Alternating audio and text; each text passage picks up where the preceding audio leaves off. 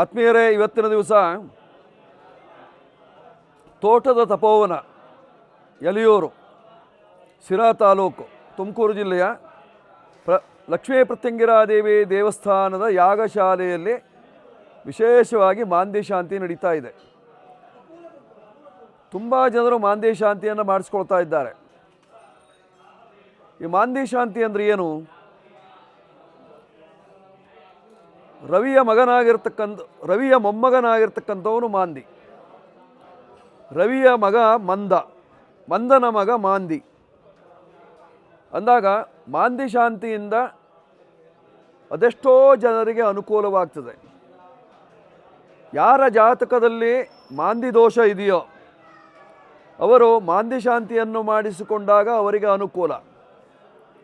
ಅವರವರ ಜಾತಕದಲ್ಲಿ ಲಗ್ನದಲ್ಲಿ ಮಾಂದಿ, 2ನೇ ಮನೆಯಲ್ಲಿ ಮಾಂದಿ, 4ನೇ ಮನೆಯಲ್ಲಿ ಮಾಂದಿ ದೋಷ, 5ನೇ ಮನೆಯಲ್ಲಿ ಮಾಂದಿ ದೋಷ, 7, 8, 9, 11 ಇದಿಷ್ಟು ಸ್ಥಾನದಲ್ಲಿ ಮಾಂದಿ ದೋಷ ಸಂಪೂರ್ಣವಾಗಿ ಅವರನ್ನು ಅಧಃಪತನಕ್ಕೆ ತಳ್ಳಿಬಿಡ್ತದೆ.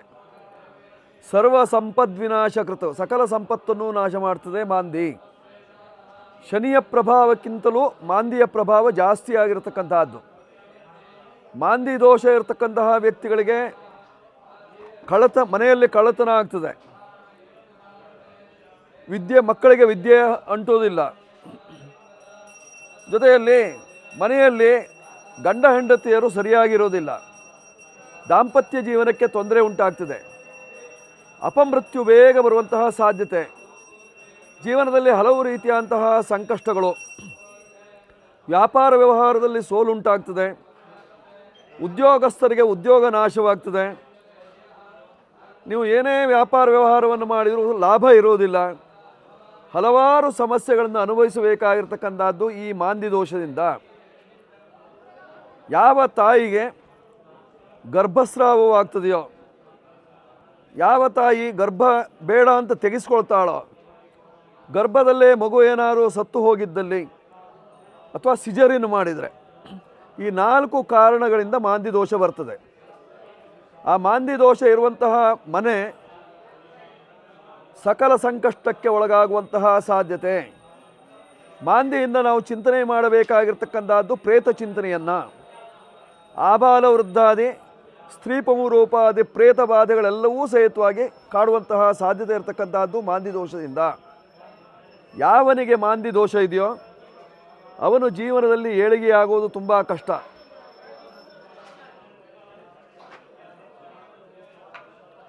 ಜೀವನದಲ್ಲಿ ಹಲವಾರು ಸಮಸ್ಯೆಗಳನ್ನು ಎದುರಿಸಬೇಕಾಗ್ತದೆ.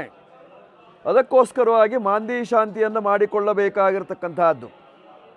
ಮಂದನ ಮಗ ಮಾಂದಿ, ಇವನಿಗೆ ಮತ್ತೊಂದು ಹೆಸರು ಇರತಕ್ಕಂಥದ್ದು ಗುಳಿಕ.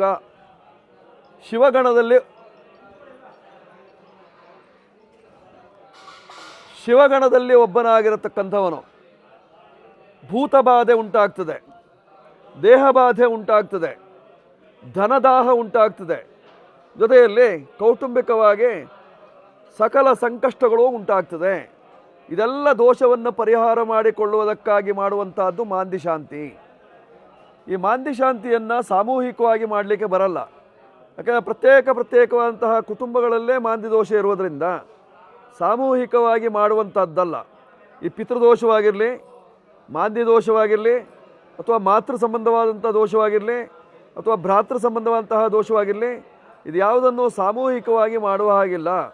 ಇದನ್ನು ಪ್ರತ್ಯೇಕವಾಗಿ ಮಾಡಿಕೊಂಡಾಗ ಶೀಘ್ರವಾಗಿ ಶುಭ ಫಲ ಸಿಗುವಂತಹ ಸಾಧ್ಯತೆ ಇರತಕ್ಕಂತಹದ್ದು. ಅದಕ್ಕೋಸ್ಕರವಾಗಿ ಮಾಂದಿ ದೋಷ ಇರತಕ್ಕಂಥವರು ನಿಮಗೆ ಅವಕಾಶ ಸಿಕ್ಕಾಗ ಮಾಂದಿ ಶಾಂತಿಯನ್ನು ಮಾಡಿಕೊಳ್ಳಿ. ಜೀವಿತಾವಧಿಯಲ್ಲಿ ಸಾಕಷ್ಟು ಸಂಕಷ್ಟಗಳನ್ನು ಎದುರಿಸಬೇಕಾಗ್ತದೆ. ಪರಿಹಾರಕ್ಕಾಗಿ ಮಾಂದಿ ಶಾಂತಿ. ಶನಿ ಪುತ್ರಾಯ ವಿದ್ಮಹೆ ಗುಳಿಕನಾಥಾಯ ಧೀಮಹಿ ತನ್ನೋ ಮಾಂದಿ ಪ್ರಚೋದಯಾತ್, ಈ ಮಂತ್ರದಿಂದ ಹೋಮವನ್ನು ಮಾಡ್ತಾರೆ.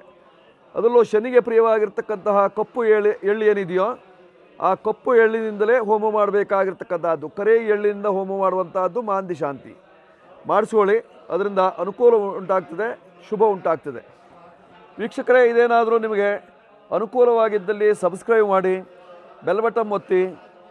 ಹಾಗೂ ನಿಮಗೇನಾದರೂ ದೋಷ ಇದೆ ಅಂತಾದಲ್ಲಿ ಕಾಮೆಂಟ್ ಬಾಕ್ಸ್ನಲ್ಲಿ ನಿಮ್ಮ ಗೋತ್ರ, ನಕ್ಷತ್ರ, ರಾಶಿ, ಹೆಸರು ಇದನ್ನು ಕಳಿಸಿದಲ್ಲಿ ನಿಮ್ಮ ಹೆಸರಿನಲ್ಲಿ ಸಂಕಲ್ಪ ಆಗ್ತದೆ. ನಿಮಗೂ ಕಿಂಚಿತ್ತು ಸೇವೆ ಮಾಡಿದಂತಹ ಭಾಗ್ಯ ಲಭ್ಯವಾಗ್ತದೆ. ಬೇಕಾಗಿದ್ದಲ್ಲಿ ನಮ್ಮ ನಂಬರ್ ಕೆಳಭಾಗದಲ್ಲಿ ಬರ್ತಾ ಇದೆ, ಅದನ್ನು ಬಳಸ್ಕೊಳ್ಳಿ. ಜಿ ಪವರ್ ನೋಡಿ, ನಿಮ್ಮ ಕಷ್ಟಗಳೆಲ್ಲ ಪರಿಹಾರವಾಗ್ತದೆ. ಶುಭವಾಗುತ್ತೆ. ಮಂಗಳವಾಗಲಿ. ಶುಭ ಮಸ್ತು.